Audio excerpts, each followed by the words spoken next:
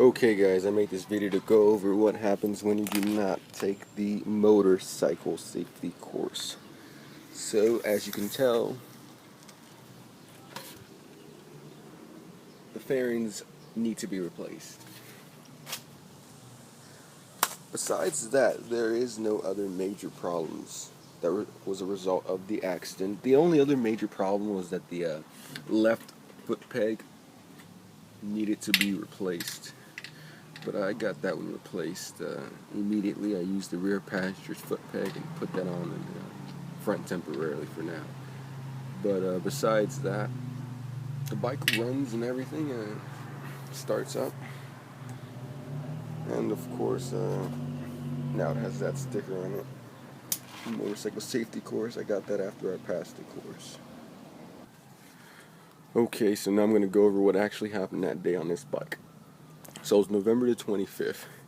I had ridden this bike before a few times, but never really caught the basics of it. Most times I was just playing with the clutch, trying to get to that friction zone.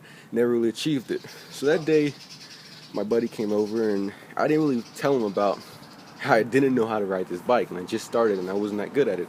Never took the safety course or anything. So he wasn't aware. He didn't know.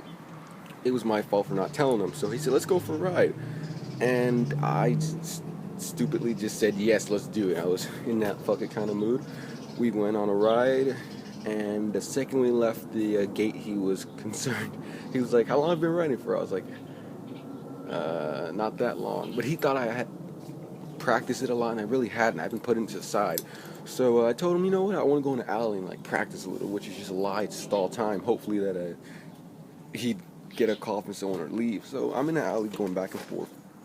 And I never realized how tight my alley was. It was so small.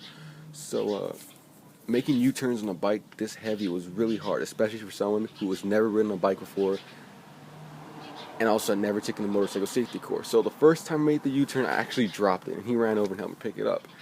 And at that point, that should have been the message for me just to go home, call it a day. But no, I stupidly just kept going. And then here's where it gets really bad. So I've moved over to my Honda Ascot 500 here to finish off the story. So what happened was I was in the alley, probably on my fifth U-turn, and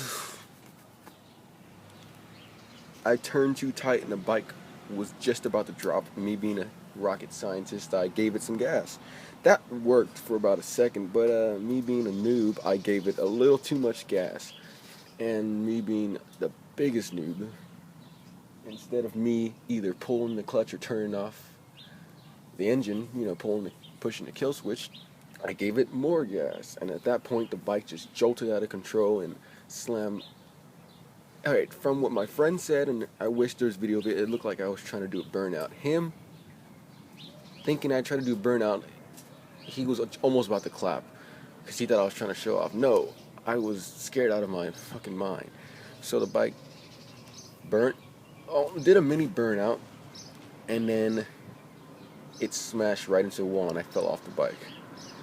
And that was about it. I thought the bike was total, and I never hear about it again. And then pulled the bike to the side, and in a couple of days I tried not to look at it. I tried to avoid it because I was afraid of looking at a bike that I knew I destroyed.